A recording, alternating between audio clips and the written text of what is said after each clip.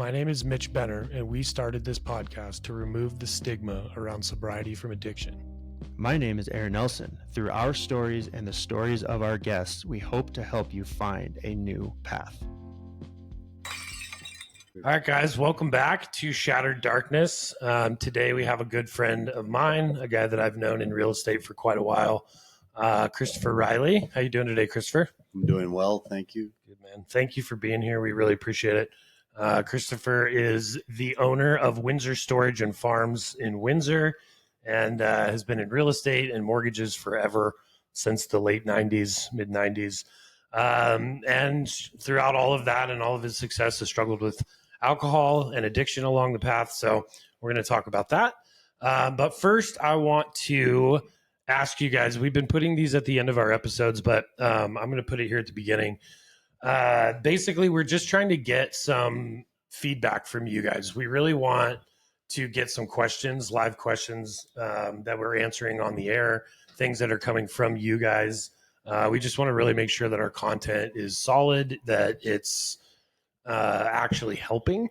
And then we feel like by having interaction with you guys, it just makes it a little bit more personal. So shattereddarkness5@gmail.com is where you can send us those questions.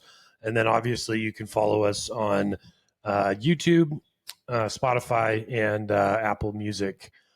Just Google or just look up Shattered Darkness and you'll find us. So anyways, we're going to get into Christopher's story. Thanks again for being here, man. We appreciate it.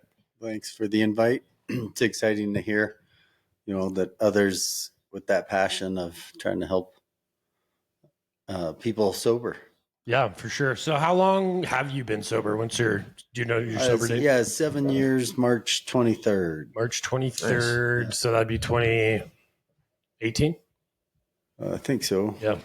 Sorry, we're going to write that down because got to give you a shout out on March 23rd. It might have been 28th. I should probably look. My wife put it in there after that coffee meeting that we had because everybody said their date. And I was like, I don't know. You're like, I don't even know what mine is. Yeah, I know. Mine changed a couple times, but. It's kind of funny, though. I mean, I'm 8 years now, and I don't think I look forward to it as much as I did up until like 5 years. Then it's just kind of like just sober. It's just life. Yeah. Yes. It's weird. It's just a choice now. It's not such a struggle. You don't buy yourself like a sobriety coin that you put on the shelf? I have a little rack. I don't know. I get all into that weird shit. We do awesome dinners with my family, and that's good enough for me. I haven't made it to a year yet, so I made it to 8 months, and then I relapsed, and now I'm at like 10. We're going to have an awesome party for you. Yeah. Couple months, man. I know. I was going to say it's in the middle of July, so let's go do something fun. But anyways, well, Chris, we're going to let you kind of take off, dude, like wherever you want to start. Tell us a little bit about where you're from, where you grew up, things like that. Southern Illinois, born in St. Louis, moved across the river for a brighter future. It was fun. Lived on a lake, out on a nice community outside of Edwardsville, and got transferred back and forth a couple times to New England up to Connecticut. And so 3rd and 4th grade went up there and then back to Holiday Shores. And then 9th grade, they told me we were heading back up there. So was your family, were your parents together? Mm-hmm. Yeah. Yes. And you guys just traveled back and forth? My father worked for Olin Corporation, which is, and then did a longer stint for Winchester. Okay. And so they would transfer him as an engineer. He would go solve problems. So he worked on built the largest ammunition press in the country back in the day. And so yeah, it was fun. It was I moved us to a fancy town in Connecticut that was, second to Greenwich on income per capita. So it was kind of a tough area to fit in as a redneck from Southern Illinois. Yeah, for sure. And I say redneck, I think my family would always laugh at that, but the stuff we got to do as kids was fun. Yeah, for sure, dude. So where did you end up going to high school? In Connecticut. Started in Illinois, did the first semester there, failed 5 out of 6 classes. So when I got to Connecticut, they tried to put me back in 8th grade, and I refused. So it took me the whole I was grade behind all the way until senior year. I finally had caught up summer school and things like that. So it was was a tough struggle climb back out dude, of my choices. I was gonna say, my parents, I had to redo seventh grade. They wanted me to go to this private school, and it only went up to seventh grade. So I was like, all right, whatever. So I redid seventh grade, and then ended up getting expelled from a private school. But yeah. So how was your experience in high school? Was it good? Like you said you kind of had a hard time fitting in there. At first, yeah, the first year and a half was a struggle.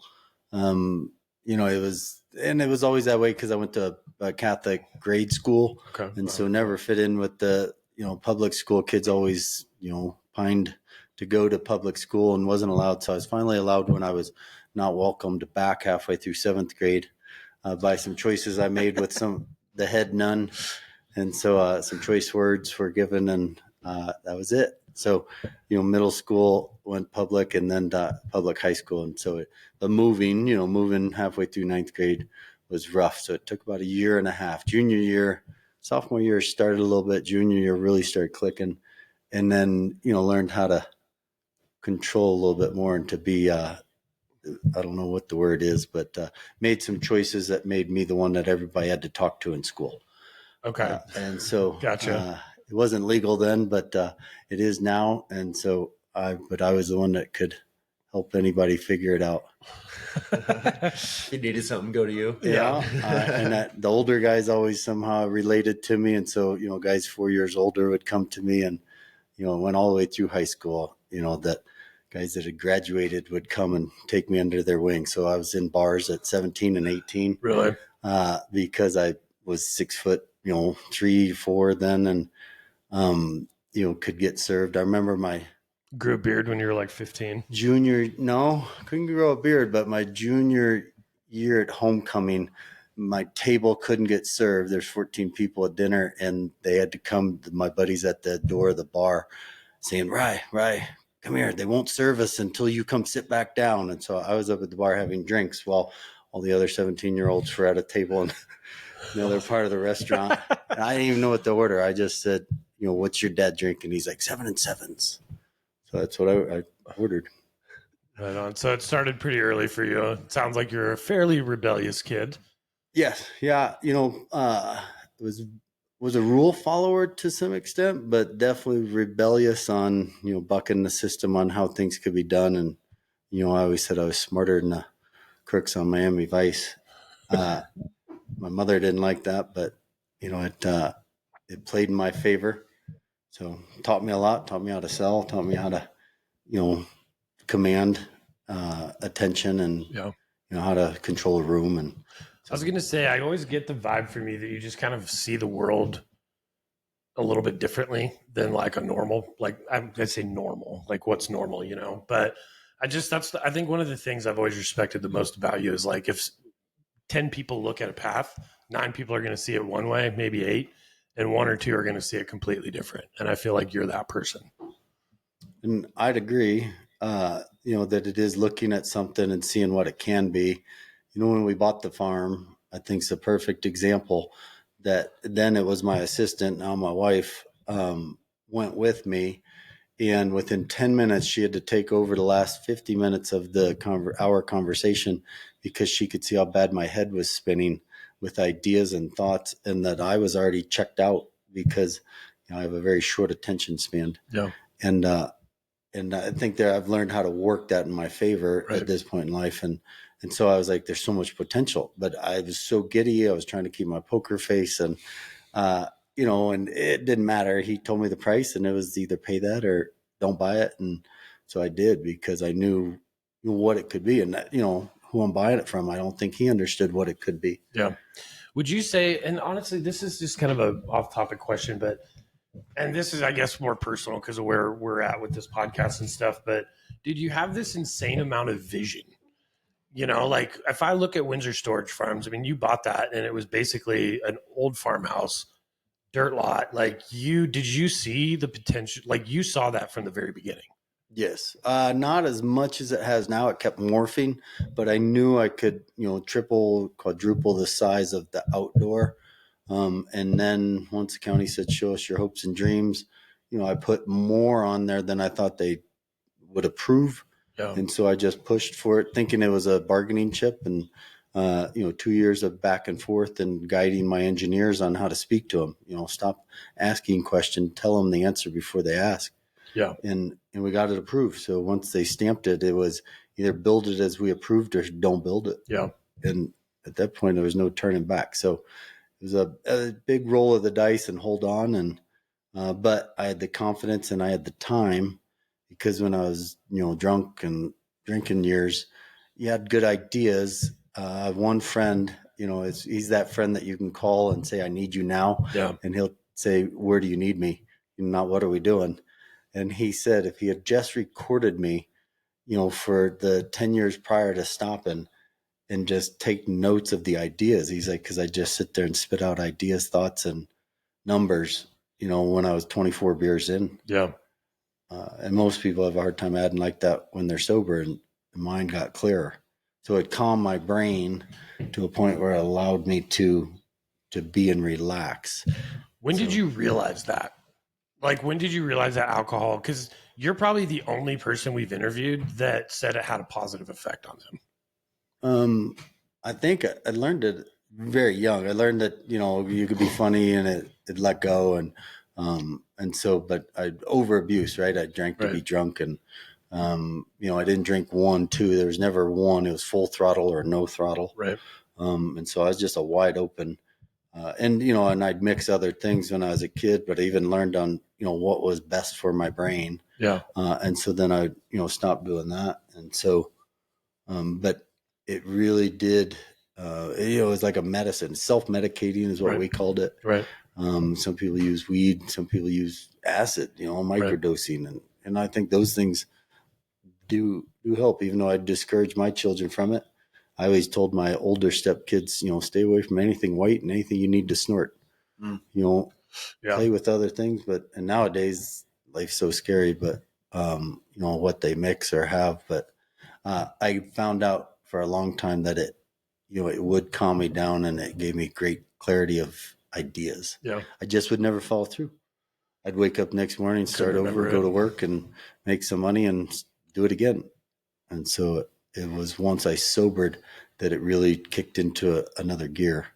You got driven. Yeah. And I was going to say, well, take me back to, so like out of high school, you're 17, you're drinking, you're getting involved with these guys. Like, when did you start to get into business? Was it right away? Like, I know that you were kind of doing some other business stuff that, it was, was questionable, but like, when did you start to get into legitimate business? And not until my mid-20s. I really couldn't find a path. I didn't have a solid direction. I was raised by old school thought of, engineering father that was strict as could be. Yeah. My friends in the neighborhood, had derogatory terms that I'd get upset with because I still knew he loved me and cared. And so, but it was work for the same company. He worked for the same company, I think 38 years, came out of retirement 5 times. So, to go to the same company. And so it was always, here's what you do. You plug away at it. You save a little bit for retirement. And, I remember him telling me, you'll never get ahead until I do that. And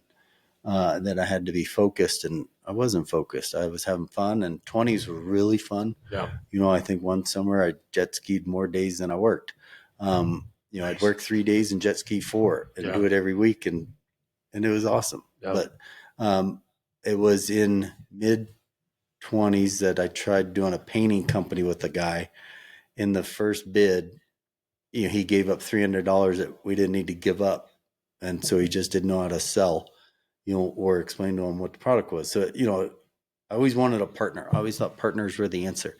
And it took me, my current wife, Tracy, is that believe in you, stand behind you, very supportive. Yeah. And so she was the one that said, all your partnerships don't work.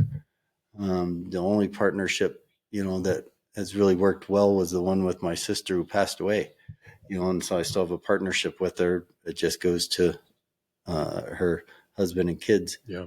And so it was an eye-opening to see that, and that I had to do this one on my own. Right. So now everything that we do now is no partners. No partners. What's really cool about that is, self-belief. Yeah. And I don't know you very, very well, but the few times I've met you, you definitely do not seem like a difficult person.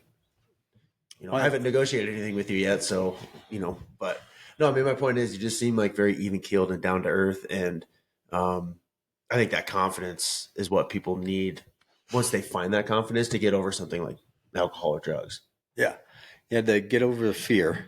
So that was at my men's group. It was one of my first topics, fear and how to conquer it and to not be fearful. And what do you have to lose? If you don't, you have to at least try. I'd rather try and fail than not try at all. So let's unpack that a little Yeah. bit, because that's huge, dude. What did you learn? Because fear, I'm learning, like, it's in everything, right? Like, it's everywhere. And I think that we create it. So what did you learn in that process about fear and how you deal with it? And I don't know what I learned. I just learned to tack it and focus on it. And so if something was fearful, it's the same as a stock market, right? When everybody else is running scared, that's when you should buy. Yep. Right. And so, but so many people don't realize it, don't know it. The last 3 weeks ago when the market crashed, I mean, if you had it, that was the day to put it in. I was calling friends, hey, if you have anything, buy now. Yeah. There's no way Tesla's staying down. There's no way Nvidia. And so it's like, just go after it. So when other people are scared. So prime example, COVID, we're sitting at a luau, vacations, going great. And they say, this is our last luau, we're shutting down. And we don't know when we'll get open again. And I looked at Tracy and I said, we need to go home. And she's like, well, I'm like, I'm changing our flight. She's like, why? I'm like, think about it. If nobody can go anywhere, they're going to buy campers, boats, everything else. We need to get home, put 600 more spots in. She's like, that's where your brain's at? And I said, yeah. My vacation? I'm changing our tickets. And I said, because I don't want to be stuck in Hawaii. I'd rather be stuck on my farm working. yeah. And so we did. We left early, got home and filled 400 spots in 12 months, which was 4 times faster than another, years prior. So it was like when other people get scared and everybody else was reeling it. And so at the same time, I knew that if the economy was shutting down, then the local governments would have more time. So I went full speed ahead when everybody else was reeling back. Yeah. And so everybody was canceling projects, and I got through the, county in 2 months rather than 10 months. And so it just really, but I knew it was timing. Everybody said, well, you're going to pay twice for steel or more, right? And I said, well, but I did pay more for steel, but now other guys still haven't bought that steel. Right. So they're going to pay the same price. I just paid it earlier. Right. So with you, would you say that you experience fear? Like, because what I'm understanding is you're looking at the world, right? Like the economy, this, that, everybody else is experiencing fear. This is my time to plug in and dig deep. Does this emotion really affect you at all? Like personally, do you feel it, or do you just kind of use it as a tool? But you still get it. Like it's still, there are days when Tracy and I have to talk each other out of one or the other. We have to, pick each other up and say no, and here's why, and we can get to it. And she's gotten immensely better. And so now it helps me even with more strength and confidence. But yeah, I mean, you see it plenty of times where we know we shouldn't, but we still go that way because media and everybody else is guiding you to be afraid.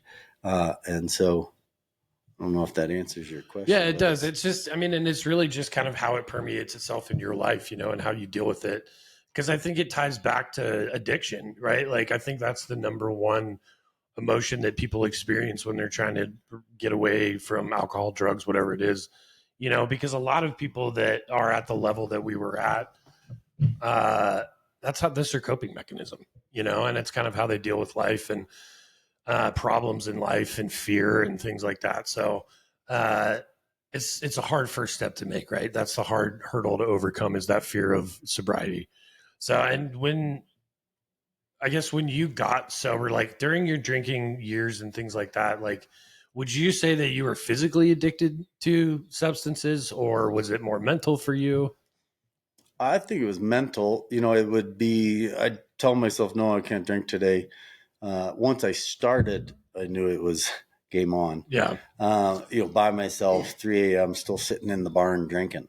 But it wasn't ever like a shake, had to have it. Right. Wouldn't drink in the mornings, would go to work you know, and then weight. And so always was a very functional alcoholic. Right. And so it wasn't something that, yeah, I didn't see it as hard addiction. I always told my kid's mom that, you know, I'd stop drinking when I was ready. And then until I was ready, it wasn't going to do any good. If somebody told me I had to, it still wasn't going to do any good. Right. You know, people get in trouble and then they're told and they don't like no. And so you had to do it for yourself. And I always tell friends when I'm trying to help them, are you ready? If you're ready, I'll help you. If you're not ready, there's no I'm point. Not going to waste my time. Right. Exactly. And so it was, but yeah, it was just something I really enjoyed. I was more of a fun drunk. Yeah. You know, I learned at a young age, stay away from Jaeger. It made me hostile. You know, Jaeger was my drinking choice. Hated that shit. And growing up in New England, you know, they say there's the 3 F's, right? When you go out at age 17, 18 into your 20s, you know, it was you either fight, you know, or, you know. You can say whatever you want. Well, I try to refrain from swearing. And if we didn't find anybody else to fight or any other girls, then we'd fight each other. And my mother couldn't understand when I'd come home with a black eye, or we'd come home and with friends from prep school that were like, man, they're crazy. They start fighting each other because they got drunk. And we did the same thing, dude. So same thing.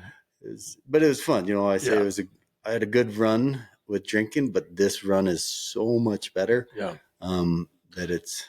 What was it about drinking? Was it the fact that you couldn't remember the ideas that you came up with? Were you just so like black and white that it was creating issues in your life?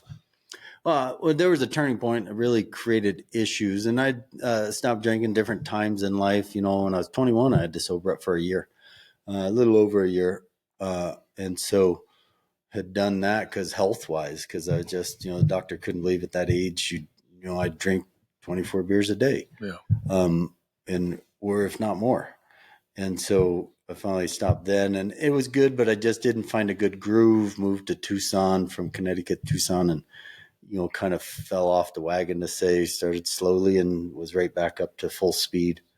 And then came back to Colorado, you know, bounced around and everywhere I went, you know, that's how you made friends, right? Right. It's harder to make friends. And I wasn't really into going to church groups then, you know, as I would be now. Yeah. So it's like, how do you find that camaraderie in others or gain that trust, you know, have that pack.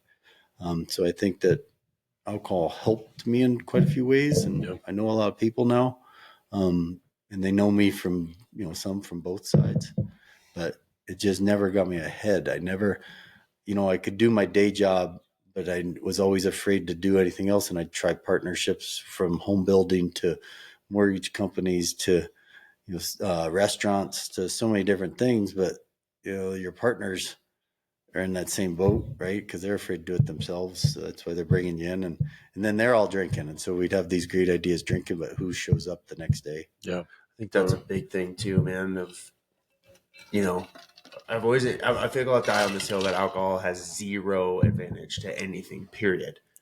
You know, so it's really great to hear your perspective of it helped me in this sense, but I couldn't reach my max potential. Yeah, you're just going with the flow, dude. And I get to the mentality, right? Like my brain operates maybe not at as high of a level, but like in the same way, you know, where it's just ideas. And I just talked to my wife about these things, and you know, I'll go out in the future and I'm like projecting these things or whatever, but it's my brain, right? It's the way that things, and she's the one that kind of brings me back to reality of like, hey, you know, you just said like 90 fucking things here. Like, what are you actually going to do? So it's funny too, because like I feel like alcohol did that for me as well, but it also made me angry, like super angry. And then I was like a light switch, you know, and I couldn't sleep, and you know, I was tired all the time, and so it caused a lot of issues for me and mental health issues and stuff like that. But so when did you make, like, was there a catalyst when you decided to get sober, or it was just simply like, hey, you know, we're not progressing here. We feel like alcohol is the issue. No, it was, and it'll get me teary eyed. But my sister passed, and for the next 30 days, I drank myself downwards. I'm sorry to hear that, man. So it really, you know, was just spiraling. And it, you know, and it was 30 days in, that, we were at a friend's 50th, and had a sober driver, my wife, that, got her arm broken. And so I decided to put her in the car, and I think I was looking for something, to cause the problem. And I know I was just on a reckless, nothing can hurt me path at that point. And so that was the switch, then to have that night to get in trouble, and to find my way out, and I could have, just been grumpy, and I swear they put you in the system to keep you in the system. There's so many things wrong with how it runs, but and that's a whole nother day and topic, that alcohol in America is here just as a money producer, not for the company that sells it, but everybody downhill from mental health to courts. So it is just a huge money, it's a government income. Right. And so, that and all the processed food and cereal companies, and think about it. But we shouldn't go down that road. No, we should hang out sometime. And so when you look at that, so there was the light went off, and it was but my wife said, "You stop, I'll stop with you. I'll support you once again," and so we have rebuilt, and we knew, and we were always afraid to give it up, because you lose. I always tell people, you lose 90 to 95% of your friends. And I thought they were friends. They're not really friends. The 5% you keep are so solid. That's all you need. And so I only really need, 5 good friends. One way above me, one way below me, and, be in the middle. Yeah. And so it's just the way I've thought for life, is that you have to have some motivation, and you have to have somebody you're helping, to feel better and to know. That's actually a biblical principle. There's 3 people in the Bible. I can't remember their names, but it's basically have 3 solid people in your life. One that is pouring into you, one that's on the same level as you, that you bounce ideas off of, and then somebody that you're kind of bringing up, because it puts you in all 3, of those growth mindset areas. So that's cool. So when you guys, so Tracy got sober with you. She doesn't drink either. No, she doesn't. And so that's been huge, to have somebody that's always with you, willing to do things and to do stuff. Because of my first wife, she had to sober up, and I didn't support it as strongly as I should have. Totally. And so, I know I messed that up, and but there was things that she wouldn't work on either. And so that, it fell apart. But it caused so many different problems, even though we looked like we did well. From the outside, same as Facebook makes everybody look. But inside the house, it was a rough existence towards the end. And so, would it have been a better path? But everything happens for a reason, and in the position I am today. And so, Trace and I were just talking the other day that, I finally have a wife that is supportive, and, she is somebody that loves her unconditionally. And so we found what we needed to be a power couple, to really help us dig out. And it was, the first 6 months were rough. I picked up rocks as a hobby, and really walked around aimlessly in my field, picking up rocks. And we have a lot. And so we landscape with them and have piles there of rocks. We still doing it. But it was, how do I do whenever I had the craving, whenever I had the time of day that I usually would crack a beer, I would go out by myself, and some days the family would come out and help. Some days she'd come help. She'd say, "What are you doing?" I said, "I just have to do this for another hour." And it was almost like penance. There was that movie with the chef that he had to shuck so many oysters. And I felt like the same thing. I think it's Burn. Yeah, with Bradley Cooper. I know what you're talking about. And so I felt like I was doing the same thing, that I had to suffer for a while, to be able to come out. So, and it was about 2 years before I could even admit, that I was an alcoholic. I would never say it. Because if I said it, then I could never go back to it. Right. And so it wasn't where I wasn't. It was a long time before I was solidified in my decision. I told one good friend of mine, came to visit, and he said, "Well, how long are you going to stop drinking?" I said, "Forever." And he goes, "Man, forever is a long time." I said, "Yeah, I understand that." But I said, but for my children and to know I'll be here, that's what I have to do. Yeah. Did you go through AA or anything, or did you just kind of white knuckle it on your own? Yeah, just went through it on my own, which now I understand how dangerous that is for people. Yeah. It's the only drug you can die from. Exactly, dude. Isn't that crazy? I didn't know that until I went to rehab. Yeah. So, and I learned plenty. And I had to do a year's worth of classes because of my DUI. Yeah. But it was, and they were motivating. I don't think anybody else in that room did. There was 2 of them that she made me do where I actually ran it. And I said, well, do I get extra credit? She said, I can't do that. I said, well, how can you have me run the class? And I'm not certified. Yeah. She's like, you're the only one that shows up positive and brings pamphlets for others, to pump them up that day. And so, because there was a lot of guys that it was doom and gloom and life was over, and some of them had a felony now. And I said, no, felony just means you're self-employed. Exactly. I don't have a felony, but it's just, that's what I say it means. It's like a neck tattoo. Yeah. So your mindset with that, like, you're like, hey, it just is what it is. Like, we just got to go through this. And you obviously made that choice to make the most of it. I don't know if you know who Damon West is, but so this guy went to prison for 7 years. Was supposed to be in there for a lot longer, but he met this guy. He's one of the top, the world's top, like, motivational speakers or whatever. But this guy was supposed to spend like 30 years in prison. Ends up getting out after 7, but he meets this guy when he first starts, and the guy's like, you can be one of 3 things. You can be an egg, a carrot, or a coffee bean. An egg in hot water, which is what the prison represents. An egg gets hard, a carrot gets soft, but a coffee bean completely changes its environment. And he's like, you need to be a coffee bean. And so that's what he did, was like, he had to fight these gangs and fight off these gangs so that he wouldn't have to be a part of it. And, he had to go through all of these things to completely change the environment for himself, and I feel like that's just a natural thought process for you, right? Like, I feel like Christopher Reilly is always that coffee bean. Like, and I just feel like being around you, that positivity comes out of you and permeates out of you. Would you say that was something that you was worked on, built? Like, did you build that up? Did you mentally like focus on that of like, I'm going to make these choices? Or is that just kind of natural for you?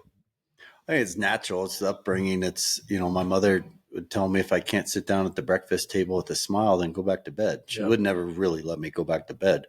But it was, you change your tune, and, environment, life is 10% of what happens to you, 90% of how you deal with it. Yeah.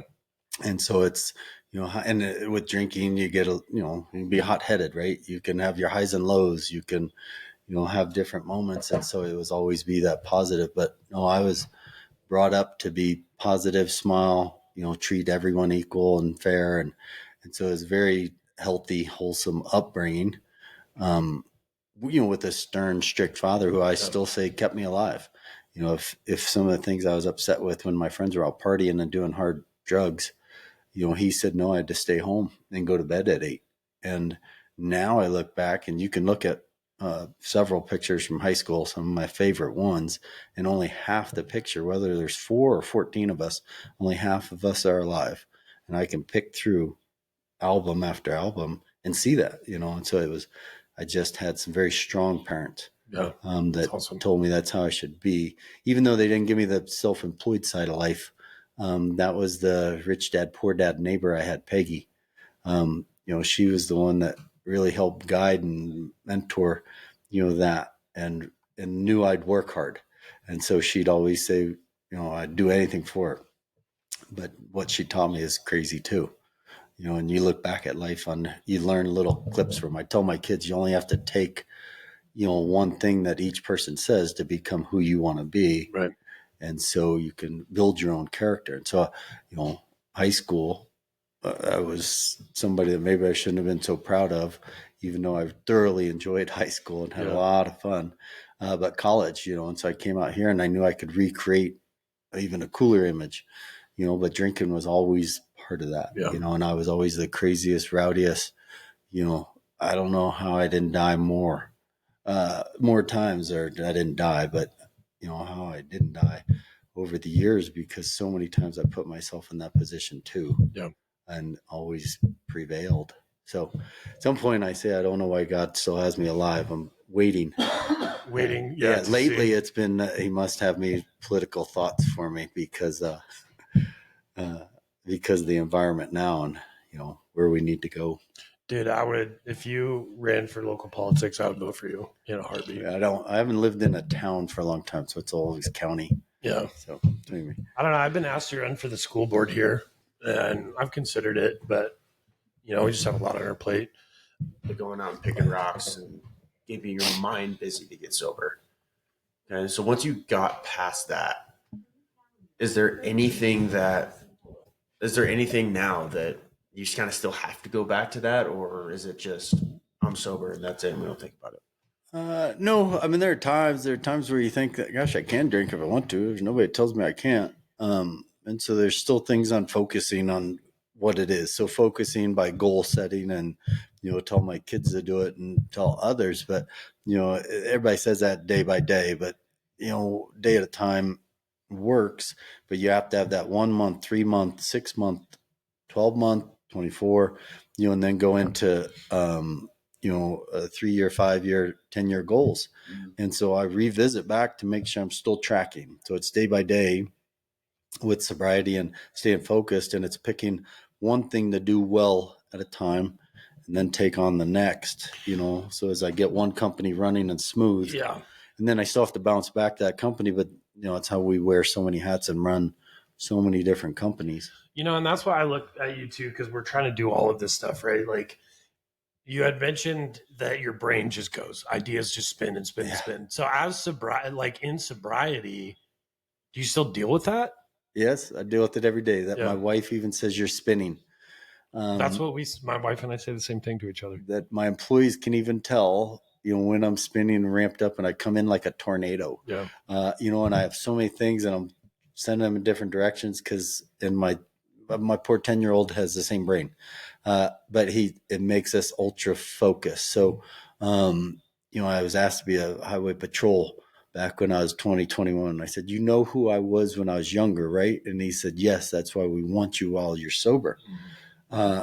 Because he said the attention to detail or what you can pick up. And so, I pull my 10-year-old into the farm and he can see an implement across the farm and say, when did you get that plow? Like you just notice everything. And so it makes your head go harder. And so, yes, it's still a daily fight. Some call it attention deficit. I call it a positive thing.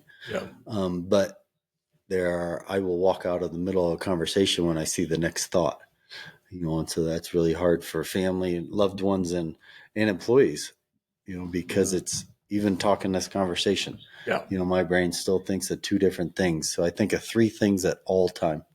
And, it's even in church. I have to reel myself back into the sermon, what we're discussing, because I'll be off to two different business plans halfway through it because of one thing he says. Yeah. And so it's in schools the same way, How do your arguments with Tracy go?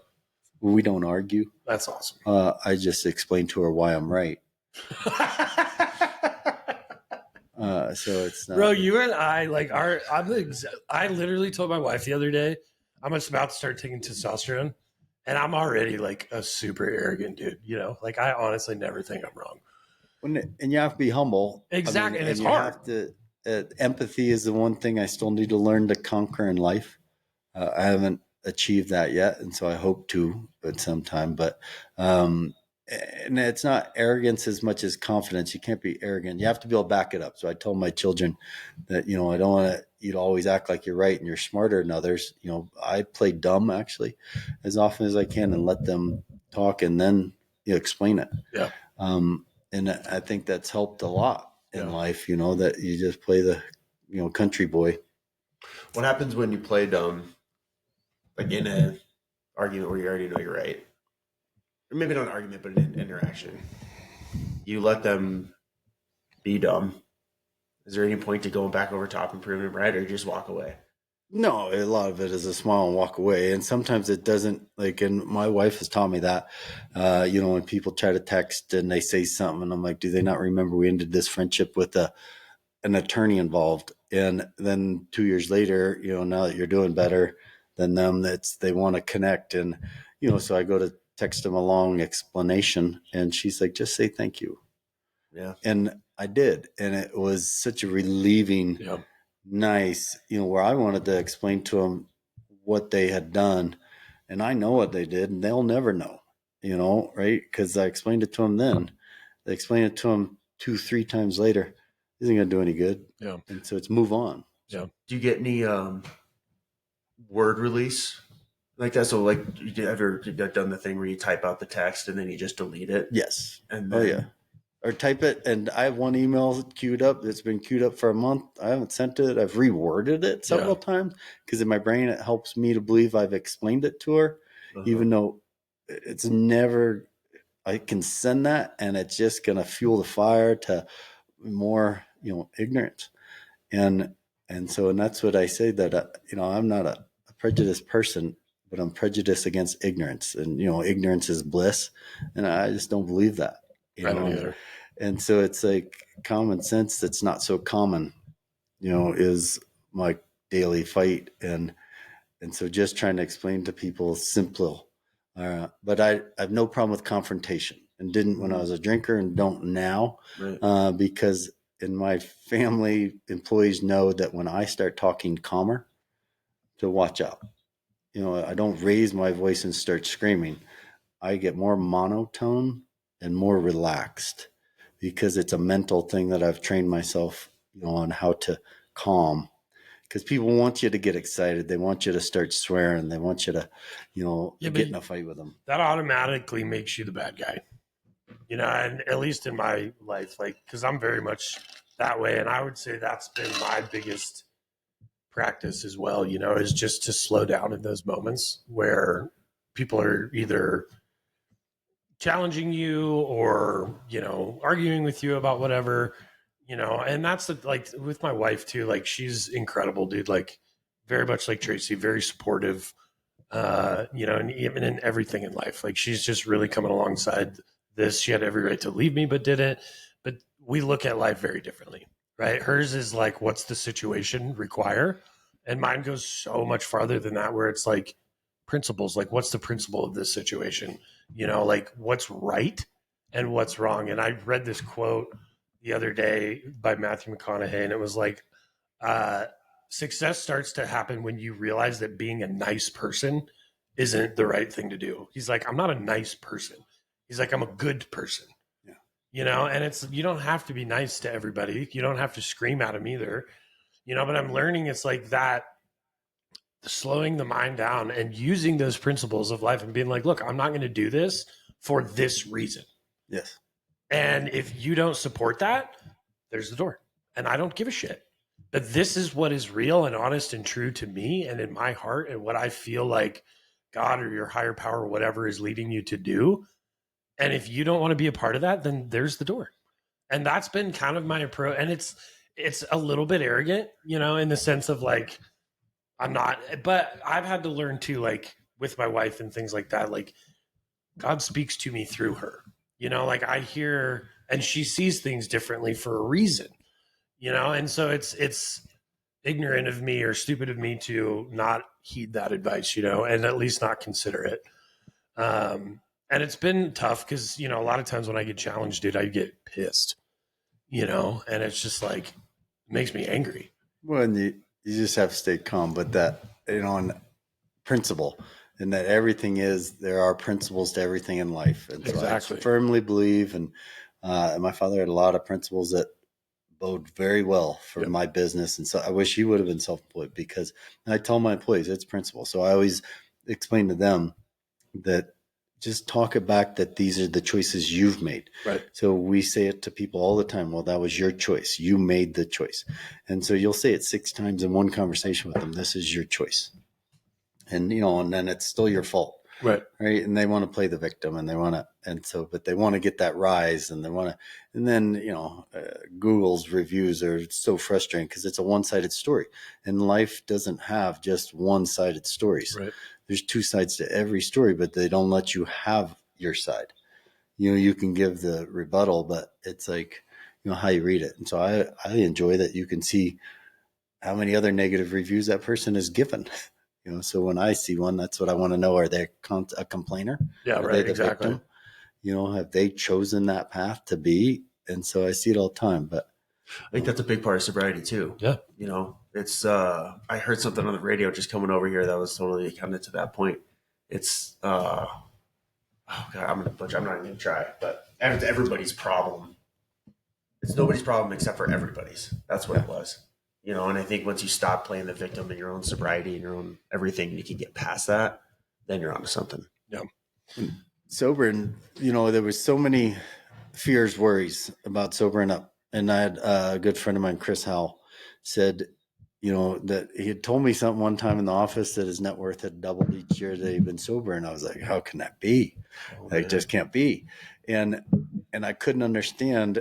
And now I don't know I could keep that momentum going, but what this run has done is crazy because you stay focused and you stay committed, and you're there for the good that we're talking about, and you're there for the good of your family and your close friends, those that stuck with you or stuck by you for it. And so it really. How's it improved your relationships being sober?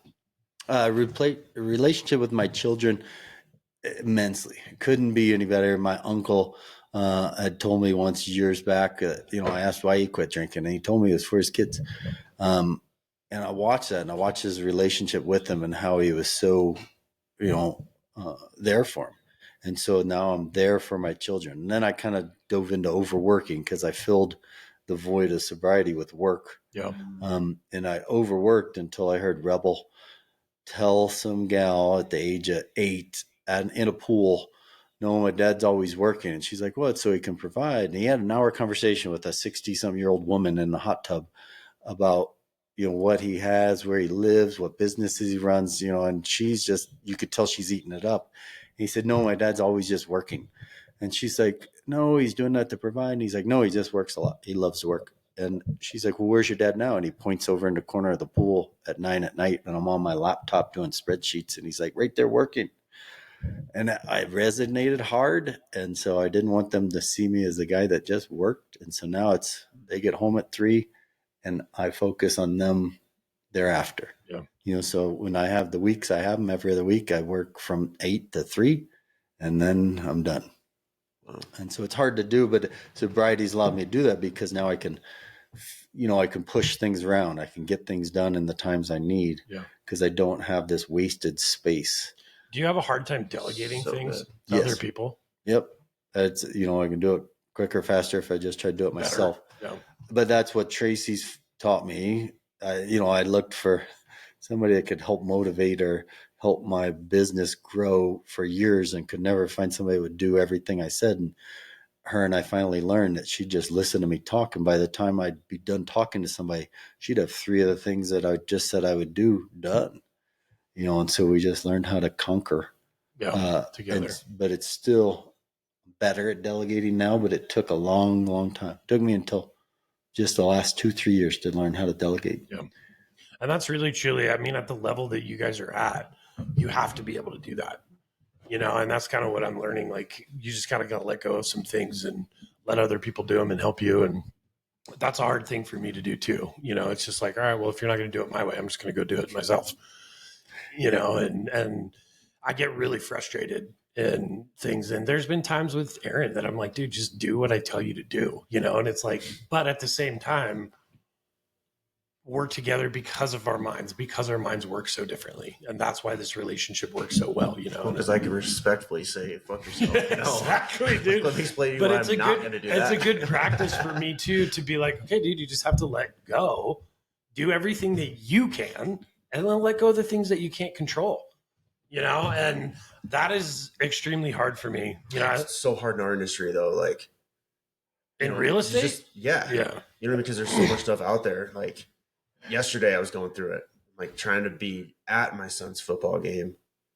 Like, my feet are at my son's football game, but my face is in my freaking phone. Like, right. Yeah. Right here, right now. I need you to get this balance. Like, they got to know their numbers, Yeah. That's tough. It is. Let go. My God. because you're always on, and it's like a pilot when he's done flying the plane. Nobody's calling him at 9 at night to ask how the plane went, Right. or is the plane going to fly straight tomorrow? With real estate, you are always on, and so it's and that's what I always tell people too. When Is somebody's calling me. I swear it's on Do Not Disturb. Garcia. I haven't heard that Gabe. guy. Leave us alone on Thursday from 10 to noon. Just a point. Let go, let God. Yeah, and that's, I don't know, it's so hard sometimes, dude. And then I think my biggest struggle in that too is like I want to like climb that mountain so much faster, And I'm like, how can we get to the summit quicker? was baby steps, and that's what the youth today. I had a hard time with my stepson that was working for me, and he wanted it all right away, and he wanted it all in a year. And I have friends making this. I said, man, it's baby steps. They'll burn out. You can get ahead of them. Just follow. And I lay it out for friends in real estate all the time. If you want to get to wealth, and 1 out of 20 would listen to me. Right. And the ones that did listen, where they are, who they are now, but they just didn't want to take it slow. And real estate rentals weren't about the cash flow 20 years ago.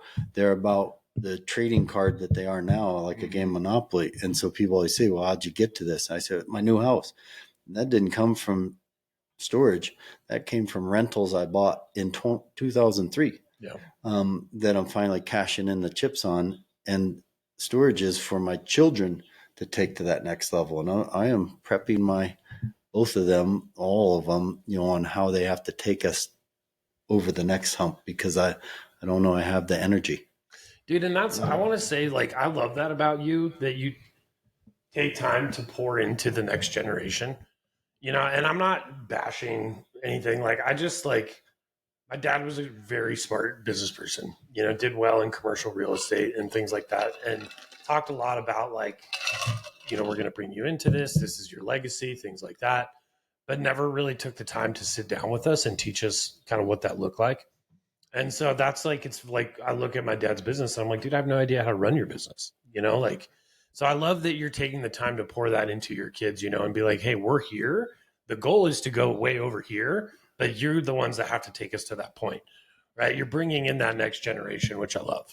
Well, it's my 20s, 21 now, my stepson, I taught him at 18, and it took him a couple tries. It took him a lot to focus, but what leverage is.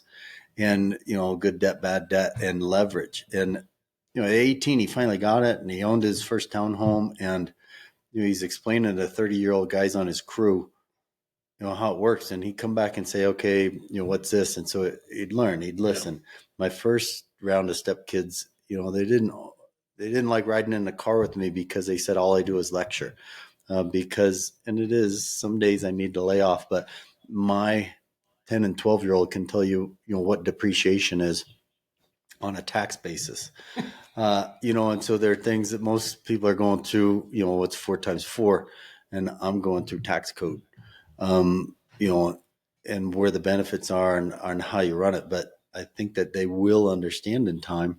Yeah. And I'm teaching them balance. So I'm teaching them, we go on vacations, and, I know I work 21 days straight, but then I take 7 days off. Right. And we're working to get back to that now. Where do they go to school? They go Grandview, and they'll both be in that school right there next year. Yeah, the new Windsor Middle School. Windsor Middle School. So, love that. That's the stuff that needs to be taught. Windsor Charter last year had a financial algebra class. Yeah, that was 100% on interest and a lot of like how interest really works and all that. And then they disbanded it because no one signed up. Basic math and fractions. That's what I tell them all the time. If you know your percentages, you know how to convert from a fraction to a percentage quickly. I said that all that will help. And so, I just had a conversation with somebody over the weekend that was going to 5 baseball games. And I said, I wish there was more business games, that it was all about how do you run business, to get ahead. And rather than so much focus on just sports, focus more on, entrepreneur. And I know there's clubs and there's things and debate. I was telling him why my 10-year-old should go do the debate club. But yeah, I just wish I learned a lot. I remember where I was standing, what calculator I was looking at, in what room of the house I was in at some guy, Bill Garver's house, and when he taught me compounding interest. Yeah. And now how often I use that daily. Boy. I mean, Yeah. so when my head through the first 2 years of sobriety, I spun numbers nonstop. If I didn't have a phone, I would do it on a piece of paper, and I would just write and calculate and use math. I'd fill a whole sheet. I remember people looking at me like, what are you doing there? And, and I had a whole journal of business plans and, how I could do the next thing. But at some point, how much risk do you want to take? Right. I never rolled the dice pretty hard and want to relax for a little bit.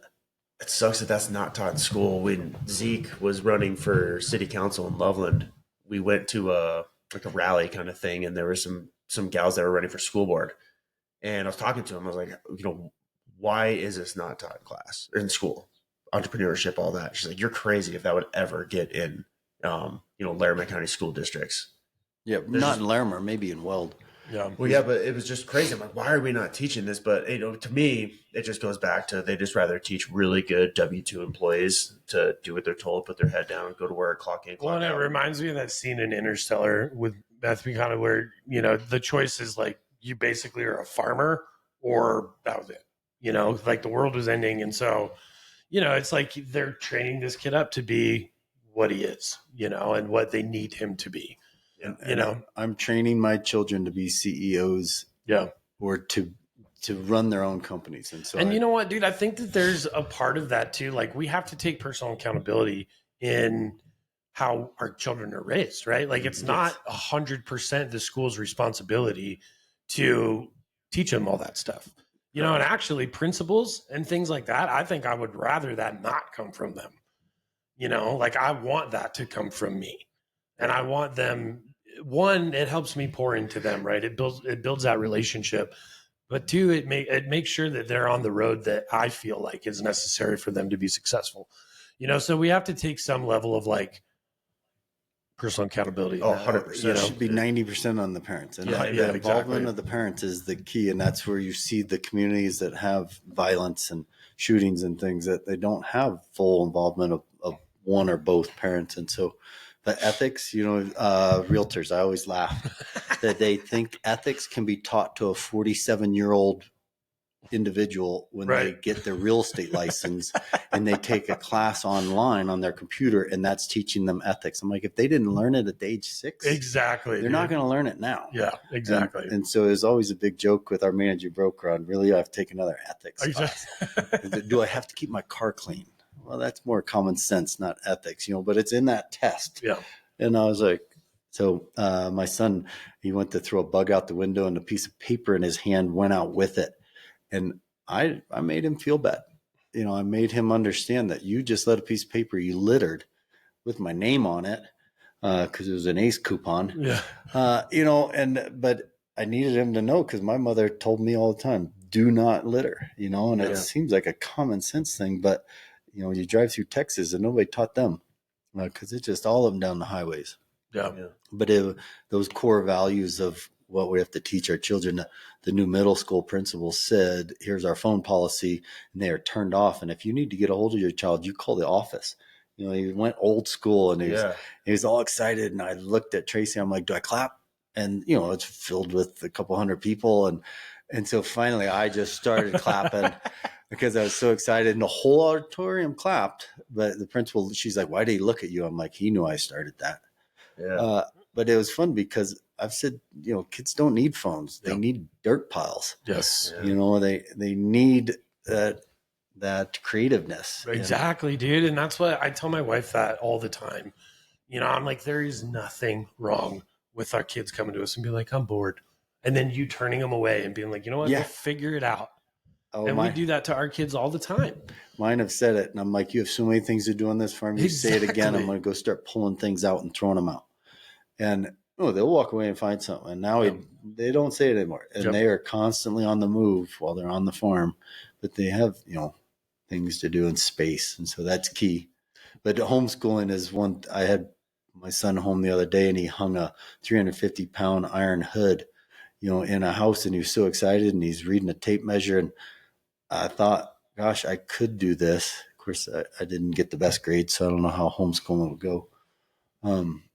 But how much more he says he can learn from just following me all day on principle and how to speak to people and talk. Yeah, we're going back and forth with homeschool or not for next year. It's the interaction, it's I think it's teaching them to do the little things right. The not littering, you don't need to be on your phone, those little things, because that'll just compound to doing the bigger things well. And that's integrity, dude. It was so awesome. I was so proud of my daughter the other day because I was like, we were talking about integrity, and I was like, define integrity for me. And she was like, well, it's right off the top of her head. It's doing the right thing when nobody's looking. Yeah. And I'm like, damn, dude, you're 6 years old. Like, that's amazing. And so, but that comes from us, right? And so, and I think there's a part of that too. Like, that's who she is. Like, her personality's that way. She tends to be a little soft, but yeah. And then you tie that mindset back to sobriety, right? Like, that's exactly how you accomplish sobriety. Is just one little step at a time, focusing on what is the right thing to do. What's integrity here? What's, and then you do it. And then you do it again. And then you do it again. And you do it again. To be able to tell not other people that you're sober, not drinking, tell yourself. Exactly. And then before you know it, it becomes a habit, right? And you start looking for those next right choices to make. And then all of a sudden people around you start to trust you a little bit more, and your wife is a little bit more warming towards you. And all of these things, it's just this small progress. One step, one step, one step, one step. Take the fear, set it over here. My dad always told me, if you want to get rid of fear in your life, live there. Go live inside of that fear for a minute and figure out what the worst case scenario is, and then accept it and then move forward. Don't live there forever, but say, okay, you know what? This is the worst thing that can happen. Am I okay with that? And if you are, then move forward. And if you're not, then reevaluate. And that's been helpful for me. I tend to live in that place a little bit too long sometimes. But it's a good mental practice. Compounding interest of sobriety is amazing. Exactly, dude. Yeah. And that's like, you can apply that to life, right? Like, that's so very true. And yeah. And then all of a sudden it's like that addictive side of you doesn't go away, and now it's like, I'm almost addicted to, like, how can I go and change this environment? How can I disrupt the status quo, and ask questions that people aren't asking, and that's what this podcast is all about. You have to ask him name a positive. I had to confront somebody not too long ago on their front porch and ask them, to not drink so much, and that they had to curb their drinking, and why. And they just kept saying it's not a problem. I said, no, it is a problem. That's why I'm here. Right. But I said, name a positive. She said, well, you need to stop telling, kids that drinking's bad. I call it devil juice. And you need to stop saying that. I said, well, name a positive for me. Just tell me a positive. And no positive can come. We joke that, we miss the dancing and some vacation things, but dancing's it. So the only positive that came from me drinking was I would dance, and I don't now. So, but there's really just nothing that I could come up with. Yeah. And waking up with a clear mind, not feeling. I didn't even realize how often I had headaches because I just always had a headache. Mm-hmm. So I didn't understand what my body was feeling, and now I feel my aches and pains. As I age, but then it was, if you didn't feel well, you just drank some more. Yep, exactly. Yeah, and gosh, dude, it's crazy how well it worked, though. Yeah, like take it all away. 3-4 shots in, your window's wide open. It's a good day. Until it's not. Until it's not, right? Until you have like 3 o'clock in the afternoon, and I'm like 3 sheets to the wind, and I just rear-ended somebody. Yeah, and I'm like, dude, your car's fine. There's no damage. Well, I mean, the devil juice is a good way because it just tempts you in. And then let me ask you this: will you let your kids drink and do all that stuff? Yes. We actually buy beer, keep it in the fridge for the first year. I didn't want it around me.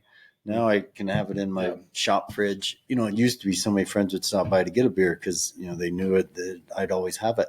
But now my stepsons drink, but they drink last night we were planting trees and, he came out with a beer, but he kept working. And so I actually thank them for drinking responsibly. Yeah. Because they don't drink to get drunk. They drink and have, I don't know I've ever seen them have more than two. And I've been with them for 8 years. Yeah. And so for me to see that they can do it, not at my pace, but at their own. And so it does teach my youngers, we call them the bigs and the littles. The bigs are teaching the littles that there is a responsible way. Yeah. And so that's great. And you're encouraging them. I love that, dude. Like I've said it 1,000 times on here. I'm not that for my kids. Like I don't want to tell them that they can and can't do these things because that's going to create this desire in them that I don't really want them to have. And they're both stubborn as shit anyways, and I know they're not going to listen to me. Well, and I tell them now, I use it as a big example. I'm like, look, he got to the presidency of America and has never drank. So you can accomplish one of the greatest feats in our country and not drink. Yeah. And so there's so many ways to go at it. But I talked to lots of people, and when did it click for them? When did life get more successful? When did things start smoothing out? And when did you lose the highs and lows? And it was when they sobered up. Yeah. Yeah, 100%. When they grew up. And that's the thing. That's very true. Like, and I look at my life now, I think about being drunk, right? Like, I feel like every day I woke up, it was like a reset. You know what I mean? And it was like I couldn't really remember exactly what happened yesterday. So it was like just starting over every day. And it was going to work and going through the motions of doing this. And we were successful some years it wasn't. But I look at myself now and it's just it's compounding, right? Like I remember what I did yesterday. I know what the plan is. I can look back a week and be like, hey, these are the things that we accomplished. This is where we're at. Right. So now instead of this like almost Groundhog Day where you wake up every day and it's the same kind of thing, it's this pathway. Right. And I can almost see it from a bird's eye view of like, okay, this is where we're at on the path. Accountability. Exactly. And then just the clarity, to understand where we've been, where we're going, where we are, all of that kind of stuff. And the little things, just the little small decisions every day of like, and I really don't feel like going into this dealership and being positive, but I'm going to do it anyways, and just doing that and practicing and making that small decision and then seeing the impact that it has, not only in my life, but in the people around me. When so many times you dreaded going to work, right? Because you're hungover, work because you wanted to go to the party after work, not be at work. Right. And so there's a lot of dread, that I came up with from drinking. And now that I don't even know I'm working. And so she says, no, you just worked 14 hours yesterday. I'm like, I think I only worked like 2.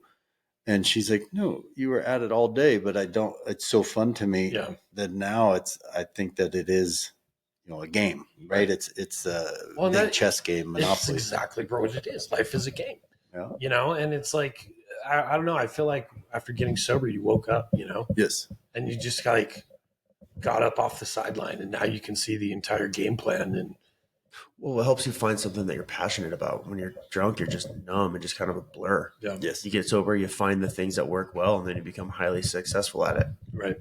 Yeah, exactly. So, well, I was going to say, is there anything else in your story that you want to share? The biggest shares that I always try to give to people, they always say, how'd you do it? And stubbornness, right? That I was committed and that I had knew I had to. But I think the biggest one is to the fear of it, that there are ways to meet friends. And, of course, we know that. That's why you do your coffee group, is that, having things that aren't focused around alcohol is super hard, but there's lots of them out there. I always tell people, because they always worry about vacation, because so much is, focused on drinking, and our vacations, we get so much more done in a day. I think his phone just died. Sorry, Chris. Did it? It just didn't like It kicked him out of here. We'll still get your voice, but I'm gonna go to Messenger and try to re-up. Is that okay? Yeah. Yeah. Oh, phone is overheating. For real? Can I take your phone out of the case? Yeah. He's going to take that. Yeah, it's fine, dude. We'll still get his audio. It just won't be video. Okay. Don't worry about it. Cool. So, it's trying to explain to people that there is life and that you think you're having a good run because you're having fun. But my run now, and I did have a really good run. But as I said, this run is so much better, so much more rewarding. And so just trying to explain to them to be ready. And so I tell them, be ready. You don't even know who it is that they're going to stand by you, but you're going to see a lot of them that don't call you ever again. Yeah. And there are some guys that I thought were good friends of mine, and they weren't. They were just wanting somebody else to be in their misery. Right. Exactly. And they wanted to keep you down. And I saw it in large corporations in the setting that you and I worked in. Mm-hmm. It was keep everybody in this jolly drunken state. Exactly. That nobody ever came and talked to me. I did 13 years at that company, and no one came and said, "Hey, this is a little excessive, don't you think?" And so it was, what do they say, where you're enabling? Yeah, totally. And I was enabled agree. because I made good numbers. I was in the top 20, in that company for the last 5-6 years, but I wasn't in a good mental place. Yeah. I wasn't in a good health place. I wasn't in, a good family place. Yeah. I drank myself to being single, and still trying to drink when I had little toddlers. And so it just, so many more positives came from after, even though it's a hard climb out sometimes. Yeah. You just have to find the support or do it, with your blinders on and just you, and shut everybody else out if you have to. Yeah. So I just tell people it can be done, but you have to want it, and you have to want the life after. And so many people come to me and say, I want a farm like this. I want a pumpkin patch. I'm thinking about doing storage. And, I ask them, different things. I usually ask them how many million you have, but I ask them, what's your work like, your work ethic, and do you drink? Because that's how I got to where I am, by stop drinking. Yeah. And focus. Yeah. And so I just try to encourage how life looked like it was good before, but it really wasn't. And now, how life is, and and through all those years, I had a friend that say, "Hey, have you found Jesus?" And I said, "Well, I never lost him. Yeah. I just strayed away because I had more of the evil in my brain more often than the Christ-like thoughts, because drinking and drinking doesn't make you want to go to church. It makes you want to go to a bar. Yeah. And if you want to have a healthy relationship, go home to your wife.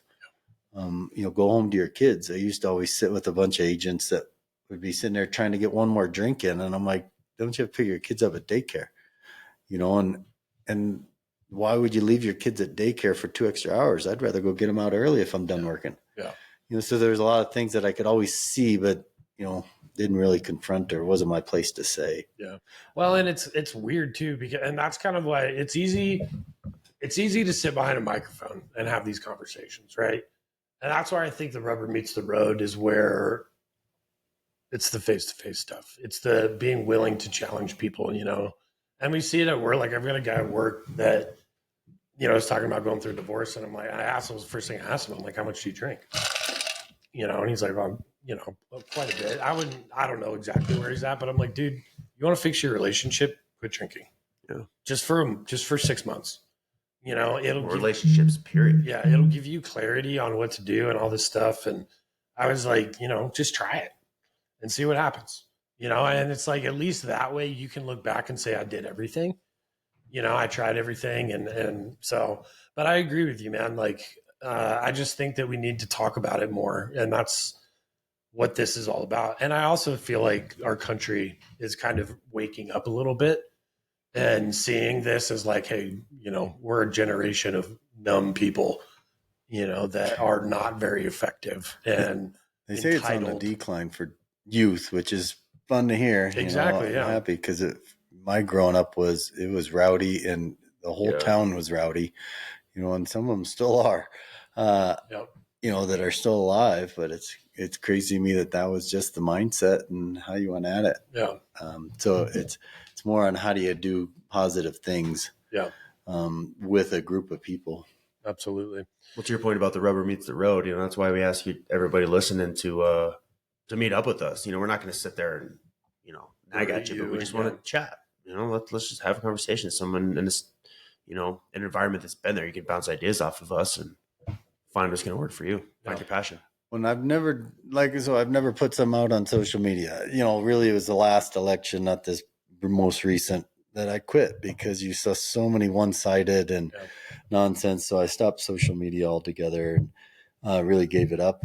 But I've never shared my story on it to let others know. So when some people I haven't seen in a decade, and they're like, "What? You quit?" Because they knew it was such a big part of my life, right. And so they're kind of somewhat shocked, or how'd you become? And so I think it is. Do you think that people would look at you and be like, "Oh, thank God you quit drinking"? There's some, and I had one good friend of mine's wife tell me last summer that she always enjoyed me coming around, but she always knew it was such a whirlwind when I'd show up for 4 days at their house because it was go time. Yeah. And then I'm trying to drag her husband, who isn't a big partier anymore, never was. He was always one of my grounded friends. Talked to him yesterday, so we've been friends since 3rd grade. And she said, that I enjoyed you then, but I really enjoy you now. And I look forward to you coming. And they try to ask me to come to events now. Yep, nice. Because that they look at me as somebody mentoring their children. And they'll even call me and say, "Can you reach out?" Or, "The boys are coming through Colorado. Can they stay with you? And here's what we want you to talk to them about."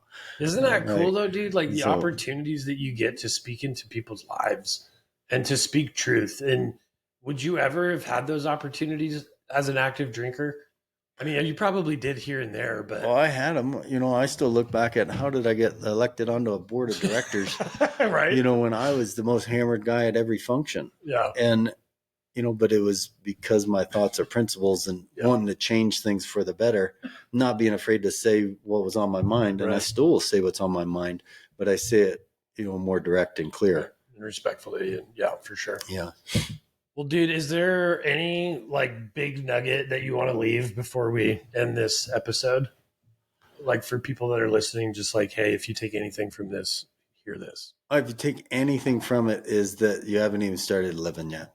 If you are still drinking or if you're just starting the path, and I tell guys with divorce, I tell them with sobering up, you haven't hit bottom yet. If it's day one, bottoms to still come, even though they think, "Oh, I just went through it all." Yeah. And I say, so just hold on, stay committed, set goals, and you will be living within, if you weather the storm for 2 years, the other side is just amazing. Yeah. And so many more things, positives can come, not just in your life, but everyone around you's life. Exactly. Because you're there for them.